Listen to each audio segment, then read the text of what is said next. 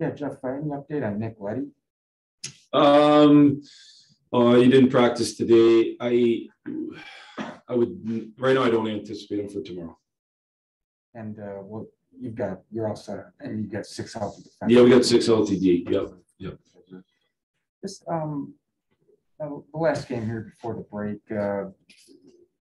What do you need to do tomorrow to just kind of continue the defensive play that you showed last night? I know you're not going to hold teams to 15 shots and that few scoring chances every game, but what are some of the things that we hope will carry over from the last game? It's certainly a different team.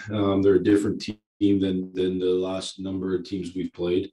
They are very, very good defensive teams, and they tend to end up in games that are somewhat lower scoring. Not that they can't create offense, because they can, but they've got 2 elite defensive centers. They got great structure. They play a 1-3-1, so that it clogs down, makes the game a little bit less back and forth. So it's more of an end zone game.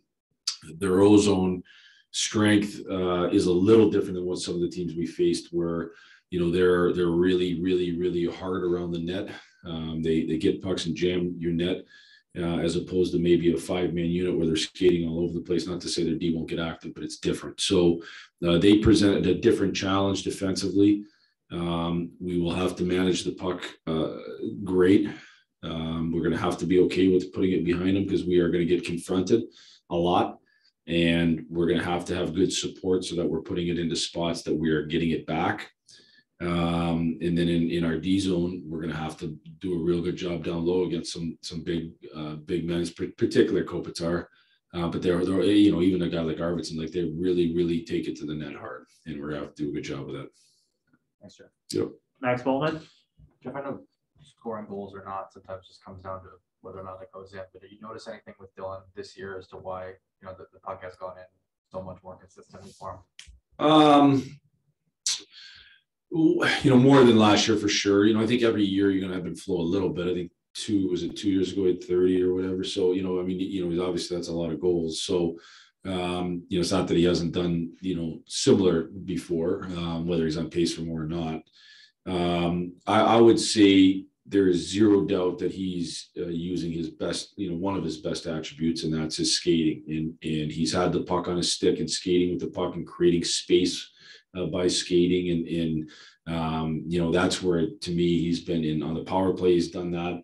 I think his shot has gotten better. I know he's worked on it over time. He's a guy who works that stuff, and I think his shot has improved. His accuracy has improved. He's scored a lot of what I would call real nice goals in terms of the where the shot goes. But for me, the biggest difference for maybe this year to last is that he's skating more with the puck. And even in the last month, I think he's done a real good job of skating to create space for himself and not making hope plays. And he's done a real good job with that. You guys obviously used some tough matchups for a while here, but the fact that you guys are a much deeper team now and can, maybe pose more questions or matchup issues for other teams, like how much do you think that's freed him up, if at all?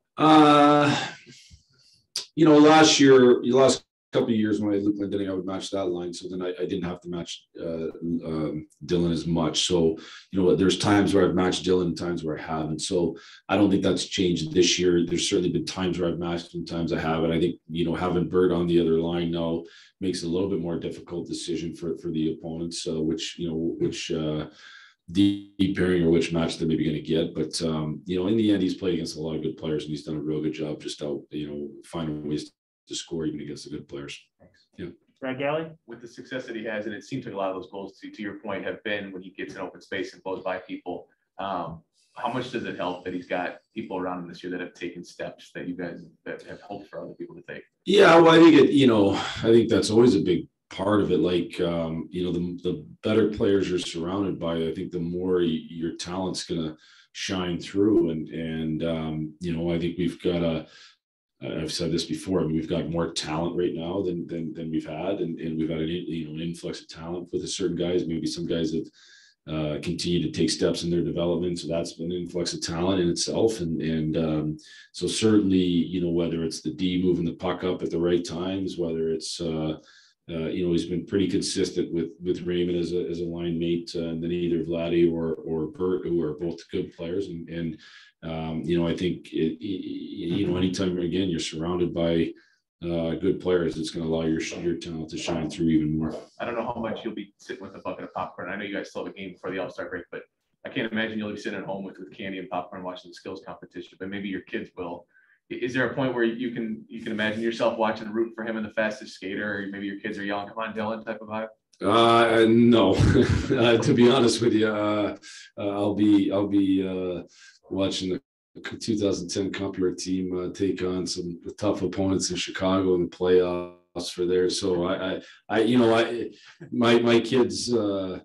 Yeah, what kids watch, it's weird, it's different, it's they'll watch any of those, they'll watch that stuff and they'll just watch it, once it hits Twitter, not even Twitter, maybe, I don't know, whatever TikTok. It hits. Yeah, TikTok, there you go, TikTok, then they'll watch that and they'll talk about that. So yeah. Nick Nixon? For us that we don't see your team a lot, LA Kings, Yeah. Can you talk about some of the areas where your team has been better this year compared to the past?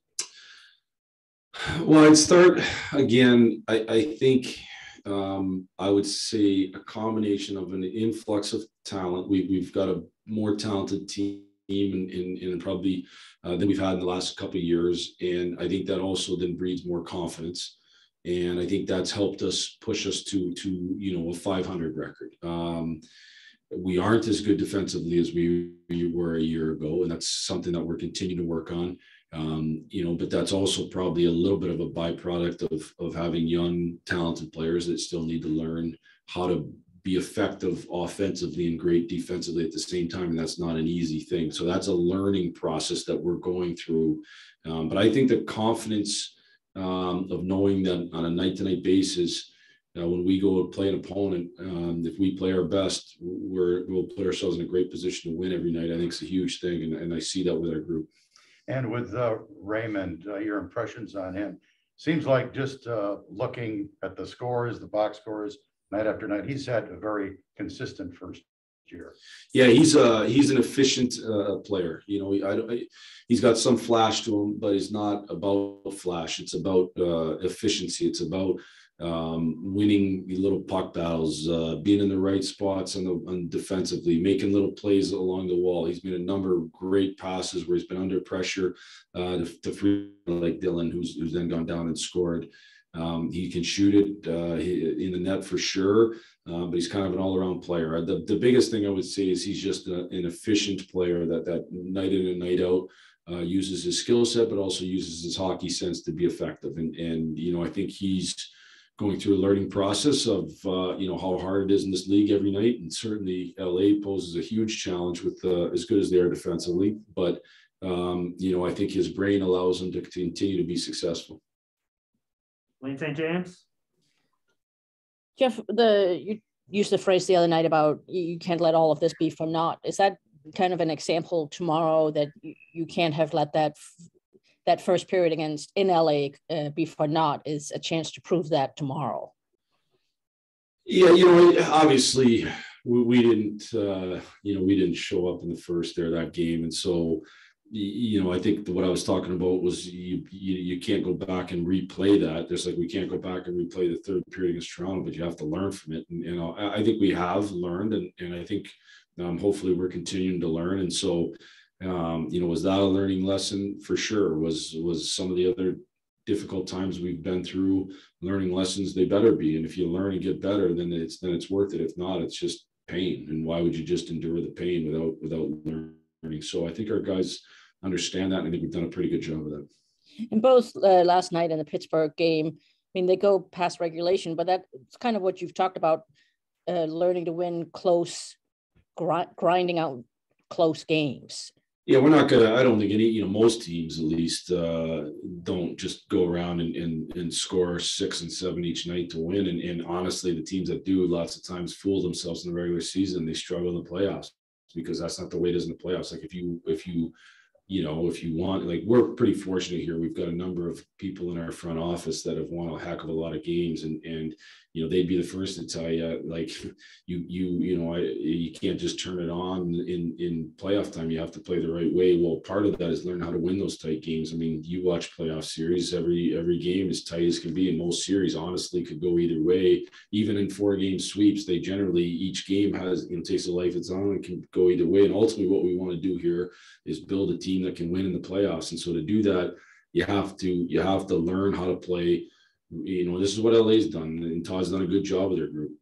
They grind out, they find ways to grind out low scoring wins. And once we learn that that's the best way for us to have long-term success, we'll be a better team. And I think we're going through the learning process. It's just, it takes time, and it takes time with young players. Just last thing here with Dylan, you've talked about how being forced to have some downtime last summer because of the injury probably ultimately helped him. Is part of his growth just maturation and, you know, mentally too, kind of growing into the captaincy? Last season was tough mentally on everybody because of the pandemic and everything, but just kind of maturing into his role with the team.